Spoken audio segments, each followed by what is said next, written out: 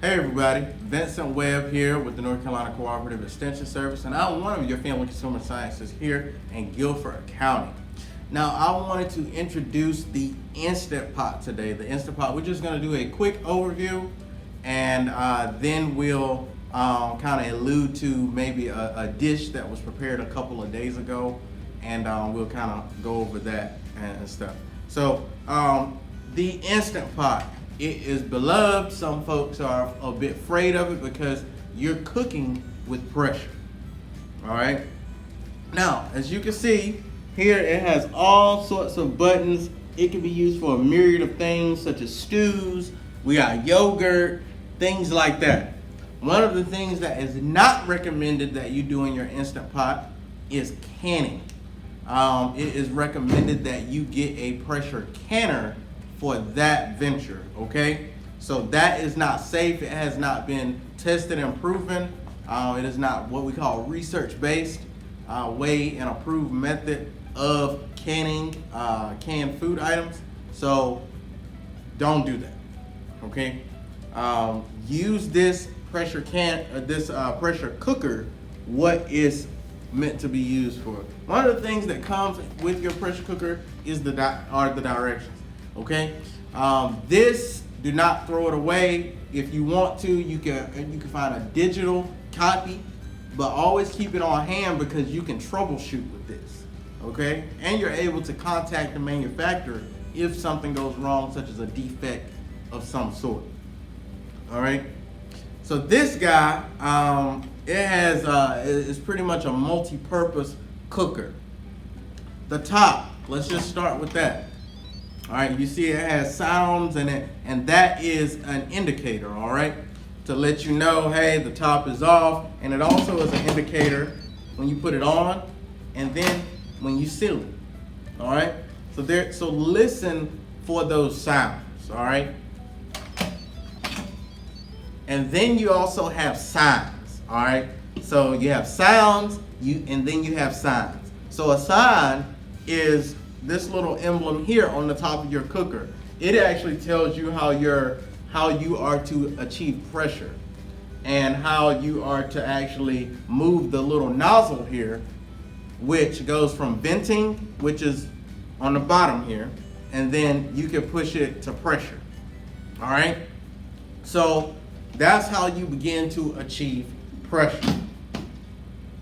And looking at this will be a helpful indicator when you get ready to do your recipes, whether it's your first or whether it's simply a routine. All right, because sometimes we get in routines, we're on autopilot and we may forget. All right, so this top also has a gasket. All right, and you can just pull that out if you want and clean it. And then it also has some other items in here. A little attachment where the vent is, where you have the open and closed nozzle is just the bottom side of that, and then also the regulator valve, which indicates whether you have achieved pressure or not, and that valve will actually pop up once you have achieved achieved pressure. All right, so we have signs, then we have sound. All right. So closing this guy up, you're in the venting stage, maybe you turn it to the sealing stage, and then you can start to operate if you're trying to cook with pressure. All right.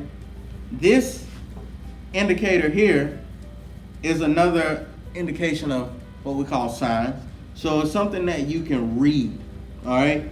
So you can do pressure cook, and you can increase the time and decrease the time. You can also adjust the pressure level. So you have low pressure and high pressure. For the recipes that we've done here at the Ag Center, they have been on high pressure, okay? So we would keep it there, and then your recipe will actually tell you the time. And it can tell you on, and that's when it begins. Once you've set the time, you leave it, and then it starts to come up to pressure. Once it has achieved pressure, then you will begin your countdown. So say for instance I had it on 12 or 13 minutes, it won't begin that countdown until it has achieved high pressure. And I'll know by my little valve indicator here, it'll shoot up. But I can cancel that, turn it off. I can also delay start. So I can also do saute and other things like slow cook. For saute,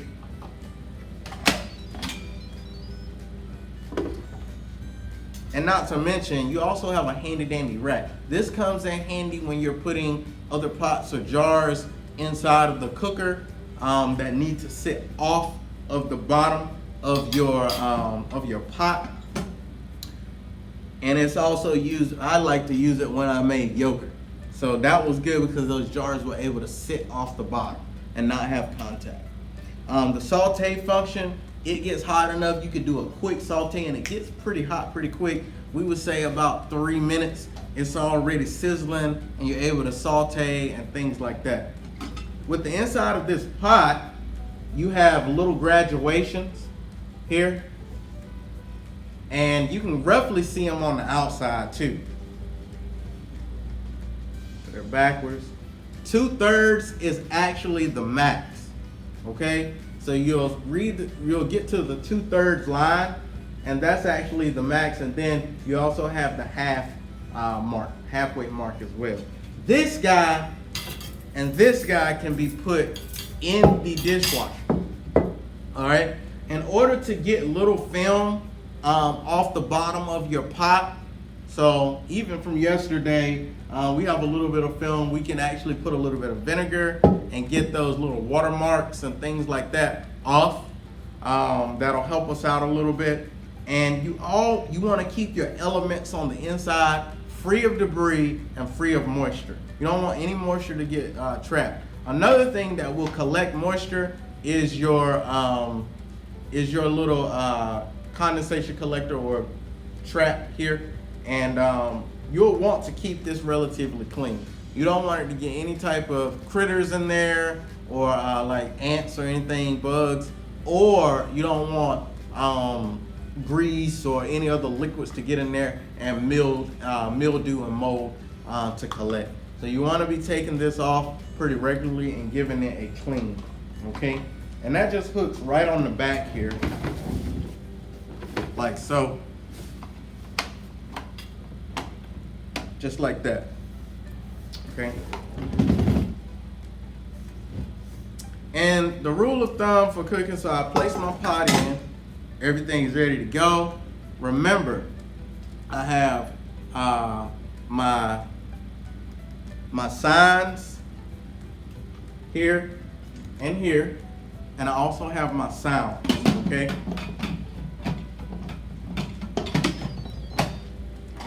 Boom.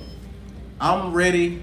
I got my ingredients in there. I'm ready to cook according to the recipe. So say if my recipe was, let's just do, I'm ready to pressure cook. So I will go pressure cook, hit my time, 15 minutes, let it wait. And usually it only takes maybe about 15 to 30 seconds.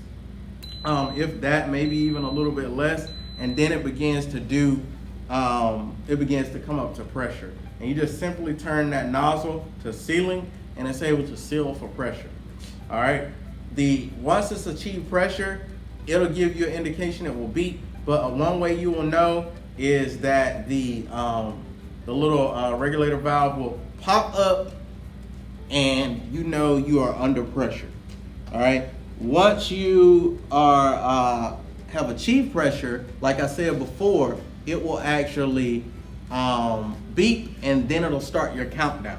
All right. Once your countdown is done, it will you can either do a natural release where you turn it off and the pressure comes down naturally, or you can do a quick release where you just turn the nozzle to venting. Okay. You turn it off, you turn the nozzle to venting, and you can actually put it on the keep warm function. Sometimes I believe it actually goes to keep warm automatically once it's done. And also, what I do want to make sure of is that you actually don't leave this guy alone. It's so tempting, especially when it's on a slow cooker. It's not recommended, especially while you're cooking with pressure, to leave it like it is. What I'll usually do, even in, I live relatively close, so even if I do slow cook, what I'll do is just go ahead and come home for lunch and give it a quick check. All right, so that way I'm moving in and out of the house. But the rest of these functions, you can't really get away with that unless you're doing yogurt, which takes a while. You might be able to get away with that. But one of the good things is you can actually do some things like slow cooking and yogurt making overnight. That way you're there even though you're asleep, or do a lot of your cooking for the week during the weekend when you're probably at home. All right, and the good thing about this guy is portable. So if you have a free standing workplace, you can, I'm gonna actually turn that off. If you have a freestanding workplace or a free flowing workplace, and you have the freedom to kind of go in and out and bring things to work and do things as you work, you could do this. But of course, a lot of times now we're virtual. So if you're working from home or working remotely, you could take this guy, into the office if you wanted to, if you have that flexibility, or you can simply do it in the comfort of your own home while you work, and you can already have a meal done just like that. So prepping on the weekend, prepping on those days where we're at home, and you can get a pretty substantial amount of servings, between 4 and 6 servings. A lot of the times you can get from a lot of the yield, from a lot of the recipes, they will yield about 4 to 6 servings. So yeah, we love that here.